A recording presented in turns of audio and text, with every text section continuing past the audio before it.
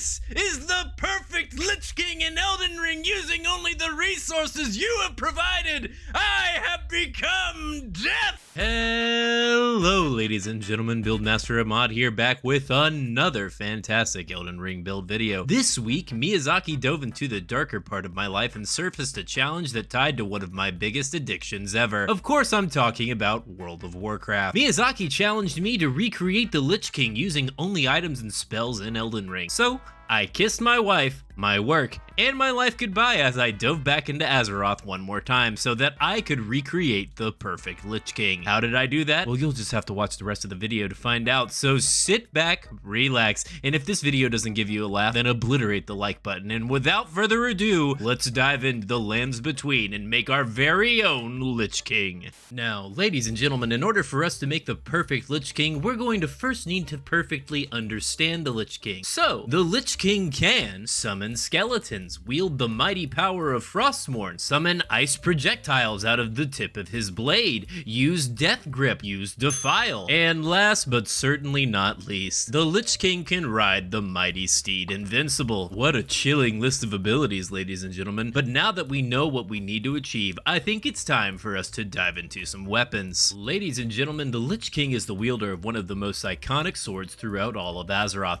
Nay, one of the most famous swords in gaming history. That's right, I'm talking about the cursed soul-devouring sword, Frostmourne. The Lich King obtained this ancient blade when he was still Arthas Menethil, the Paladin. At this point in Warcraft history, Arthas had set off on an expedition to the icy lands of Northrend to chase down an ancient demon who unleashed a plague on his lands, turning his people into undead. Once he landed in Northrend, Arthas and his men were being sieged by undead monsters, so Arthas went on his own magic adventure with a dwarf until he eventually found a blatantly evil sword with a goat skull on the hilt. And it was at this point that Arthas coined the catchphrase for paladins. Paladins. We're all pretty dumb. Arthas gets the evil magic swords and starts getting mind controlled. He then goes on to kill everyone in the kingdom, including his father, and gets his very own raid tier. Oh, I do love a happy ending. So, what are we going to wield to reflect the awesome power of Frostmourne? Well, ladies and gentlemen, I present to you the Dark Moonlight Greatsword. The Dark Moonlight Greatsword is a perfect weapon for our Arthas because not only does it look big and scary, but it also builds up cold damage on the enemy, just like the legendary weapon Frostmourne. This weapon was really a no-brainer, ladies and gentlemen. In fact, the Dark Moon Greatsword fulfills a second character objective as well. You see, the Lich King can fire ranged ice projectiles out of his swords at wayward travelers. In the Icecrown Citadel raid, the attack is called Summon Ice Sphere. Oh, what's that? I hit the L2 button and I shoot a massive wave of ice energy at my opponent? Miyazaki, certainly you did not bake two segments of my list into one item. Certainly you would make me work harder than that. Well, ladies and gentlemen, let's take this easy win and wrap up the rest of the weapons we'll be using with this build. We will be using the Demi-Human Queen Staff as our staff of choice due to its scaling with both intelligence and strength. Oh, hold on, ladies and gentlemen, I'm getting a call. Oh, hello? Yes? Miyazaki?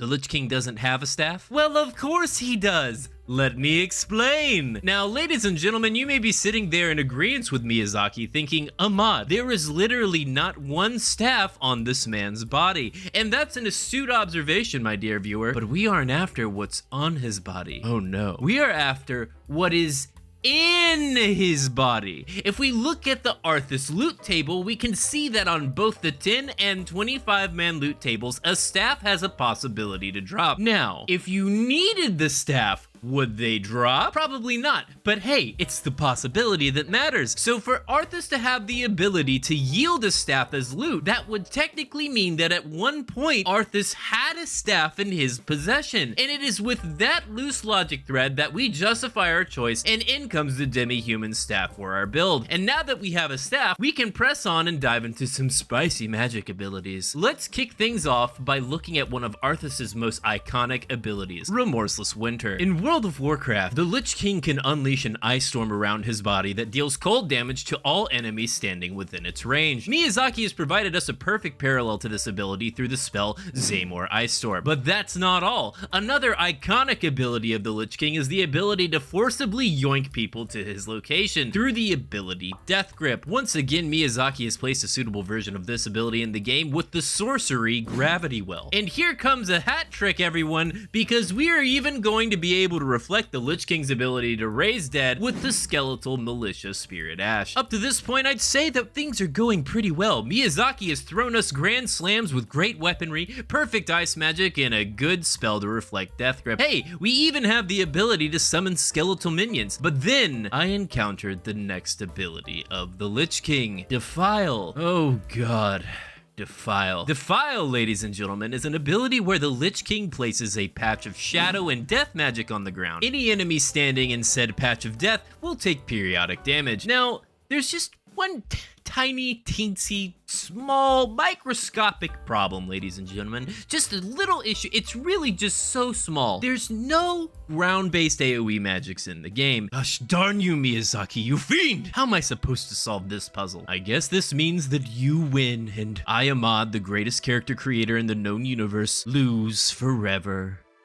Or at least that's what I would say if I didn't find a loophole. Ladies and gentlemen, it's time to grab our dictionaries. Our good friend Webster defines defile as to sully, mar, or spoil. Synonyms, of course, would be words like desecrate, profane, or what's this? Violate? Ooh, to violate someone is to treat them with disrespect or remove a basic right from them, like the right to vote, or freedom of speech, or say, for instance, the right to live. That means that every time I do this, I am defiling this enemy. He is sullied, spoiled, violated, marred, synonym. But hold on, that's not enough. This isn't some 2-bit Carney act where passable is good enough. No, we need more. We need to dive deeper into the mechanics of Elden Ring to arrive at perfect symmetry. The key element of the ability Defile is that it is an AoE, or area of effect, and it impacts the ground. Well, ladies and gentlemen, AoE spells are used to deal damage to multiple enemies at once. And what's this? My sword is cleaving through multiple enemies at once. This seems to me that my character has AoE properties in the way he attacks.